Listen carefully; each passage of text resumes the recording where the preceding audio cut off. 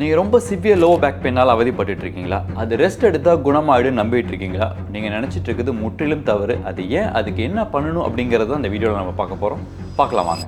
வணக்கம், நான் உங்கள் Anand, chief physiotherapist from Singapore. நீங்கள் சிவியர் லோவர் பேக் பெயின், அதாவது அக்யூட் லோவர் பேக் பெயின் சொல்லக்கூடியதுனால அவதிப்பட்டு இருக்கீங்களா?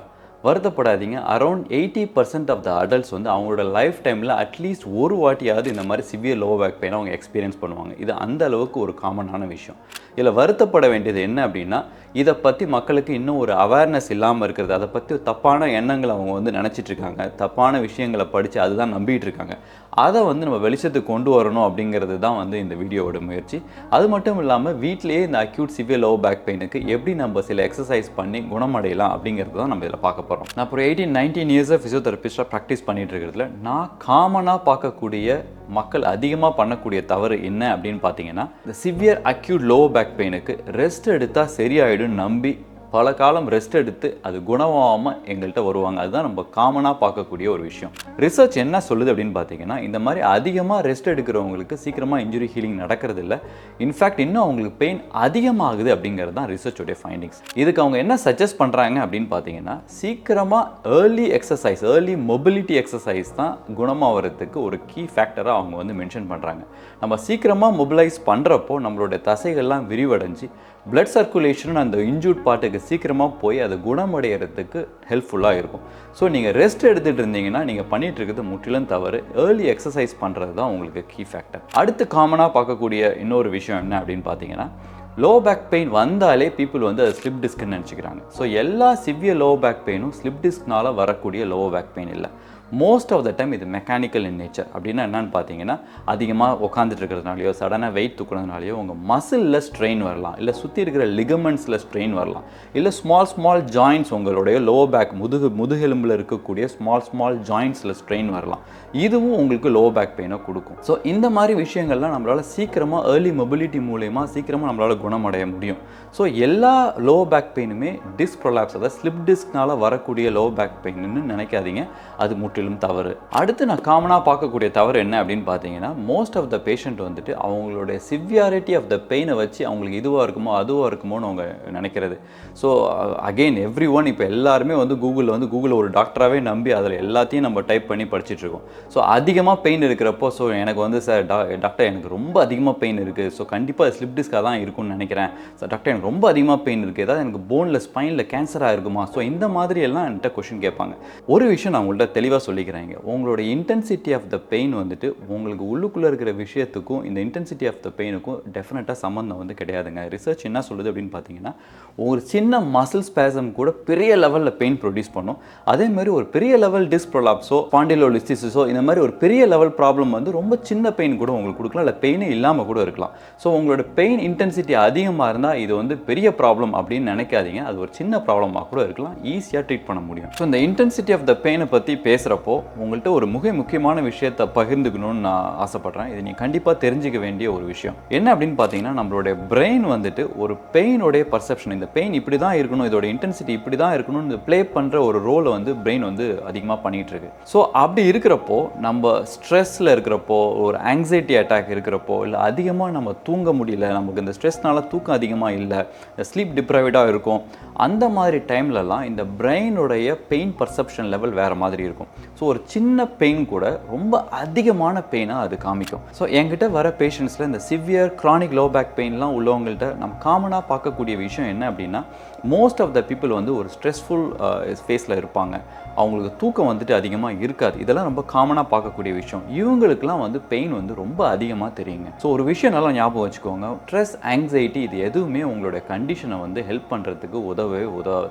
பாசிட்டிவ் திங்கிங் தாங்க இதில் மெயின் விஷயம். ஸோ எந்த ஒரு ஹீலிங்காக இருக்கட்டும், இல்லை எந்த ஒரு மருத்துவமாக இருக்கட்டும், அது எப்போ சக்ஸஸ்ஃபுல்லாக இருக்கும் அப்படின்னு பார்த்தீங்கன்னா, உங்களுக்குள்ளார ஒரு பாசிட்டிவ் திங்கிங் இருந்தால் தாங்க எந்த மெடிசனுமே நமக்கு வேலை செய்யும். இப்போ நம்ம இதுக்கு ஒரு பேரே இருக்குது, மெடிக்கல் ஆங்ஸைட்டி நம்ம சொல்லுவோம். அதுக்கு ஒரு தனி வீடியோவே நான் பண்ணணும்னு நினச்சிட்டு இருக்கேன். ஸோ இந்த மெடிக்கல் ஆங்ஸைட்டி நமக்கு இதுவாக இருக்குமோ அதுவாக இருக்குமோ நம்ம நினச்சிக்கிட்டு ரொம்ப ஒரு நெகட்டிவ் திங்கிங்கில் நம்ம இருக்கும்போது நம்மளே அறியாமல் சப்கான்ஷியஸ் ஸ்ட்ரெஸ் நமக்கு அதிகமாகும்.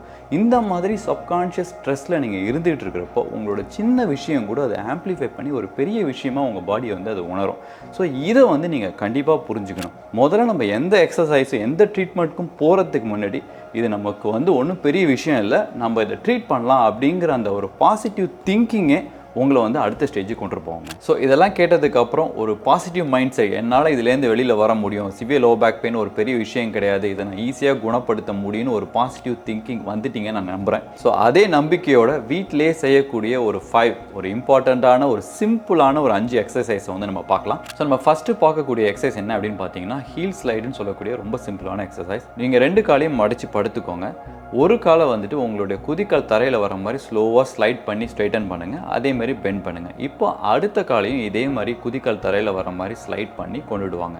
இது என்ன பண்ணணும்னு பார்த்தீங்கன்னா உங்களுக்கு ரொம்ப acute Xavier low back pain இருக்கிறப்போ இது உங்களுடைய மசில், உங்களுடைய தசைகளை விரிவடைய வச்சு உங்களுடைய லோ பேக்கில் கொஞ்சம் மொபிலிட்டியை வந்து இம்ப்ரூவ் பண்ணுறதுக்கான ஃபஸ்ட்டு எக்ஸசைஸ் தான் இந்த எக்ஸசைஸ். இதை 10 to 15 டைம்ஸ் நீங்கள் 2 சைடும் ரிப்பீட் பண்ணணும். அடுத்து நம்ம பண்ண போகிற எக்ஸசைஸ் வந்து நீ ரோல் எக்ஸசைஸ். இது வந்து நம்மளுடைய லோ பேக்கோடைய ரொட்டேஷனல் மொபிலிட்டியை இம்ப்ரூவ் பண்ணுறதுக்கான ஒரு எக்ஸசைஸ். இப்போ என்ன பண்ணுங்கள், அதே மாதிரி ஃப்ளாட்டாக படுத்துட்டு உங்கள் 2 காலையும் மடித்து வச்சுக்கோங்க. இந்த பொசிஷனில் உங்களுடைய நீயை வந்து சைட் டு சைடு இந்த மாதிரி ஜென்டிலாக ரோல் பண்ணுங்கள். உங்களுக்கு அதிகமான பெயின் இருந்ததுன்னா நீங்கள் ரொம்ப தூரம் இந்த ரோலிங்கை பண்ண தேவையில்லை. எந்த அளவுக்கு உங்களால் முடியுதோ அந்த அளவுக்கு ஃபஸ்ட்டு ஸ்டார்ட் பண்ணி படிப்படியாக உங்களால் தரையை வரைக்கும் தொட முடியும் அப்படின்னா நீங்கள் அது வரைக்கும் போயிட்டு தொட்டுட்டு வரலாம். 2 சைடும் இதை ரொட்டேட் பண்ணுங்கள். இதையும் 15 to 20 டைம்ஸ் நீங்கள் ரிப்பீட் பண்ணுங்கள். ஸோ நம்ம மூணாவதாக பார்க்கக்கூடிய எக்ஸசைஸ் என்ன அப்படின்னு பார்த்தீங்கன்னா பெல்விக் டில்ட் எக்ஸசைஸ். இது வந்துட்டு உங்களோட லோ பேக்கோடைய மொபிலிட்டி இம்ப்ரூவ் பண்ணுறதுக்கான அடுத்த எக்ஸசைஸ்.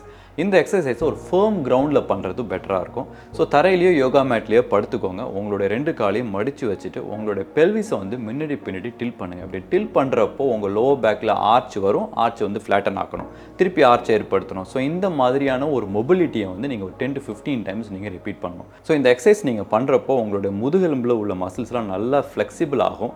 உங்களுக்கு பிளட் சர்க்குலேஷனும் நல்லா அதிகமாகி உங்களுடைய வலியை வந்து சீக்கிரமாக குணப்படைய வைக்கும். நம்ம அடுத்து பார்க்க போகிற எக்ஸசைஸ் என்ன அப்படின்னு பார்த்தீங்கன்னா பெல்விக் ஹைக் எக்ஸசைஸ். இது நம்ம லோ பேக்கில் உள்ள சைட் மசில்ஸை ஆக்டிவேட் பண்ணுறதுக்கான ஒரு எக்ஸசைஸ். இது வந்து கொஞ்சம் ப்ராக்டிஸ் தேவை, ஸ்ட்ரெயிட்டாகவே பண்ணுறதுக்கு கொஞ்சம் டிஃபிகல்ட்டாக இருக்கும். ஆனால் வித்தின் 2 டேஸில் நீங்கள் ப்ராக்டிஸ் பண்ண உங்களுக்கு ஈஸியாக வந்துடும். ஸோ இதையும் வந்து ஒரு ஃபேர்ம் சர்ஃபேஸில் நல்லா படுத்துக்கோங்க.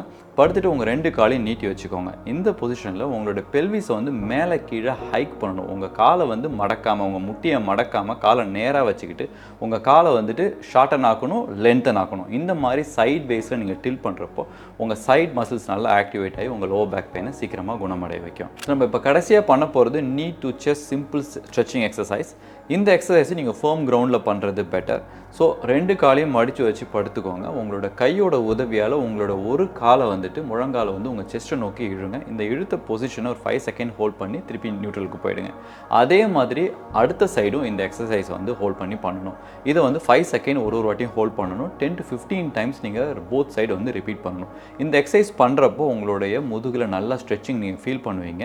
எடுத்தோடனே உங்களால் ஃபுல்லாக கொண்டுட்டு போக முடியல, வலிக்குது அப்படின்னா உங்களால் எந்த அளவு கொண்டு போக முடியுமோ அந்த அளவு கொண்டு போய் வச்சுருங்க. ஸோ இந்த எக்ஸசைஸை ஒரு 2-3 டேஸ் நீங்கள் கண்டினியூஸாக ரிப்பீட் பண்ணுறப்போ உங்களோட வலி கொஞ்சம் கொஞ்சமாக குறைஞ்சி உங்களால் ஃபுல்லாக வந்து ஸ்ட்ரெச் பண்ண முடியும். ஸோ உங்களோட அக்யூட் இந்த சிவியர் லோ பேக் பெயினை குறைக்கிறதுக்கு இந்த 5 எக்ஸசைஸும் உங்களுக்கு ரொம்பவே உதவியாக இருக்கும். ரிமெம்பர் ஒன் திங், ரெஸ்ட் வந்து இதுக்கு ஒரு ஆன்சர் கிடையாது. எவ்வளோ சீக்கிரம் நீங்கள் மொபிலிட்டியை ஆரம்பிக்கிறீங்களோ அவ்வளோக்கு உங்களுக்கு நல்லது.